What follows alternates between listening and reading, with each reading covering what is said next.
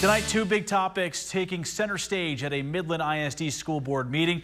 The district providing updates on the budget and unveiling the official names for two new middle schools. News West 9's Cameron Leal was at the meeting tonight and joins us now. Cameron, what did you learn while you were there?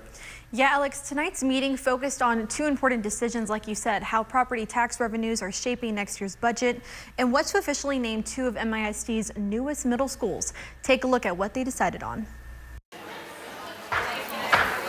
From discussion to decision, big choices were made at tonight's Midland ISD board meeting, from planning how to handle property tax revenue to finally giving names to two of the district's newest middle schools. But first, let's talk dollars and cents. District officials say they're preparing the 2025-2026 budget based on current tax law, but the final numbers could change depending on what lawmakers do in Austin. So right now, we're not projecting any changes to the current tax rate. However, the legislatures will be meeting until June the 2nd, and I am not too sure what all implications that will lead to.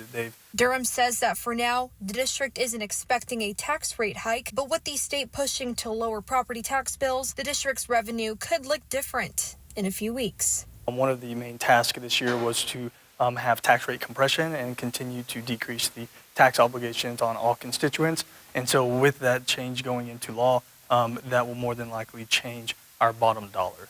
MISD's current budget projections are based on a flat property value, meaning no major changes to what taxpayers pay for now. Right now, the main factors driving the current 25-26 projections are all based on current law.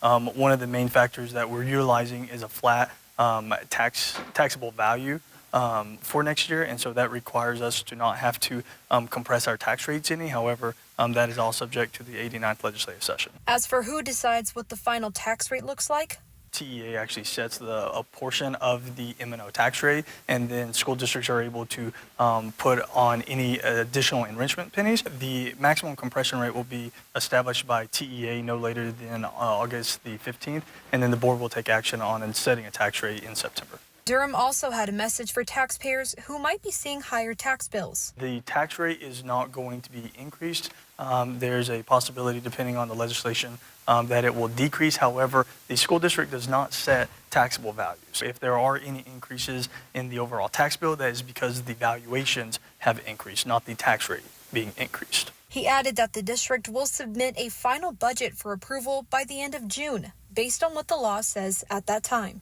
There are a lot of pending changes right now due to the 89th legislative session, and so once we have more information in regards to that, we'll provide a budget at the end of next month for board approval based off current law at that time.